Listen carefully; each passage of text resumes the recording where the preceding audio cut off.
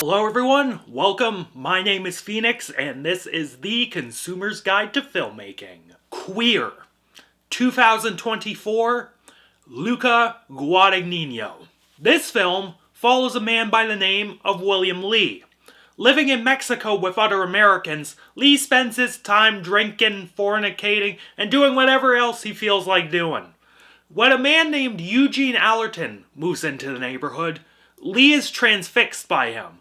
And getting to know each other in many ways, Lee and Eugene's time together will forever alter the course of each of their lives. The new Guadagnino was a banger. Not a fucking shock there. Another wild and enthralling character drama from this fantastic director. Starting the film off is something akin to an overture. As the credits roll, we see shots of a mattress set to a cover of Nirvana's All Apologies. This mattress soon becomes littered with things that will come back later in the story. Chessboards, a centipede, I want to say a gun was in there as well. These items all are a part of the story in some way or another. When we begin the film proper, what we really start to take notice of is Guadagnino's immaculate visual style. His camera movements have a beautiful flow to them, and his framing is absolutely stunning. There are these perspective shots throughout the film that are really entrancing, and coupled with these jarring edits, is quite a shock to the senses at times. But compared to his film Challengers, which came out earlier in the year, this film is a little more challenging in its approach. The use of surreal imagery and weird editing tricks will trip you out at times. One of my favorite things that happens in the first act of the film is when Lee and Allerton are hanging out, and a transparent version of Lee is superimposed onto the screen, creating this beautiful contrast between Lee's thoughts and his actions. I mean, the entire section where Lee and Allerton were tripping balls on ayahuasca is a visual fucking feast. Especially so when they're starting to fucking melt into each other's skin. That was wild. There's also this section where Lee is talking to this dismembered human torso that looks like a mannequin. It's fucking weird. It's really cool. The production design in this film is honestly really good. I love the locales Guadagnino found for this film, and the sets he had built were top notch. The neighborhood that served as Lee's home, Guadagnino shot it in Italy and Ecuador, I think, was quite confined, and shooting this movie in a more compact aspect ratio made it feel more so. The little hut that the scientist lady was staying in the rainforest was really cool, and the jungle felt realistic and lived in.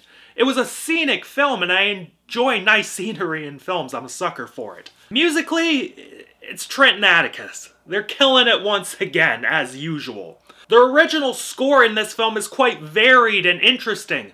My favorite portions of it are the ones that felt like they were from an older movie. These woodwind passages, or at least I think it's a synth mimicking a woodwind, I'm not sure, that flutter during these more tender moments were absolutely beautiful. Of course, there's the usual helping of Trent and Atticus fucking around on synths, and those are baller, but I'm used to that at this point. It seems these days that it's always when these two stray from their forte that I get really interested. The original song Trent and Atticus composed for this movie, Vaster Than Empires, was perfect for the tone of the ending and hit hard when the credits rolled. The soundtrack that these two curated for the film was quite interesting. I mentioned the opening being a cover of Nirvana, but Nirvana make multiple appearances in this film. The next instance is a section where Lee is walking through the streets of Mexico, set to Come As You Are. I think this is the only time where this soundtrack was a bit off to me, because that particular song was a bit much for that section. It's a little jarring. After that, though, the alternative rock and alternative pop songs selected fit each scene and created this weird but fascinating anachronism. Throwing on some fucking grunge music in the jukebox in 50s Mexico is certainly a choice. It's very interesting, though. The script of this film by Justin Koretsky's captures that beatnik spirit excellently. The dialogue is odd, but feels like a lived experience by someone who was there. A glimpse into this small little subculture only people who were in it could understand. The overt use of the word queer throughout was probably used both by Koretsky's and novelist William S. Burroughs to both shock the viewer and reader as well as normalize it. The pacing of this film is incredibly brisk as well, and for a film just over 2 hours, it flew by quickly. But what is a beatnik story without a beatnik protagonist? William Lee is the man we follow in this film, and William Lee is a fiend. He is fiending for a lot of things in this movie. He's fiending for the drink, the drugs. He's a heroin addict, which plays a big role in the second act of the film. But he is most prominently a fiend for the bussy. Fuck. Lee is trolling the streets of Mexico for his next lay always. Eugene, though, represents something that this free spirit named William Lee probably longed for all this time. A romantic partner. However, it was clear there would always be this disparity in what they each wanted, and it was never meant to be. Despite the heartbreak, despite the loss, it is assumed that Eugene died when he went back to South America after Lee and him's trip. Despite Lee metaphorically killing this longing for him, it stands to reason that Eugene would be the one that got away from Lee. Lee dies an old man at the end of the film, but the one thing that lets him go into that good night easily is that memory of Eugene holding him in bed. The memory of someone he truly, deeply loved. And our lead role of Lee is Daniel Craig, and this just might be a career-defining performance for the man. Every second of screen time this awkward yet charismatic weirdo named Lee gets on screen is a treat, as Craig chews scenery like no other. He transforms himself into this character fully, and it is astounding.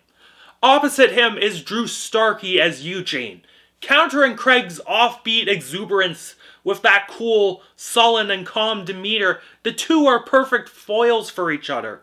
They have this electric chemistry that only opposite people could have, with every conversation sounding so organic and natural. It's just beautiful stuff. And Luca was crazy for dropping 2 bangers on us this year. I'm going to talk about challengers next year. There's going to be a bit of a 2024 catch-up like there was this year for 2022 and 2023.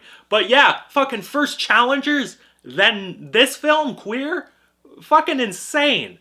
I look forward to revisiting Queer, probably after having read the novel, to get a richer and more informed experience with this fantastic movie.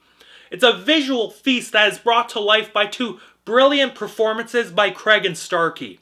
It isn't one of Guadagnino's most accessible films, but is safely one of his best ones, and one of my favorites of 2024. Highly recommended. And I am feeling a 9 to a 9.5 out of 10 on this one. It most likely might just be a 9.5 on rewatch. It's a very good film.